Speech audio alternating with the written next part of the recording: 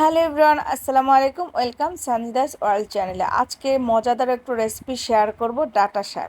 ডাঁটা শাক রান্না করার জন্য একটা কড়াইতে একটা আলু কেটে দিয়ে দিয়েছি। এরপরে ডাঁটা শাকগুলো দিয়ে দিলাম, অল্প একটু পানি অ্যাড করলাম, রসুন, পেঁয়াজ, কাঁচামরিচ আর সামান্য পরিমাণ লবণ দিয়ে এটাকে সেদ্ধ করে নেব।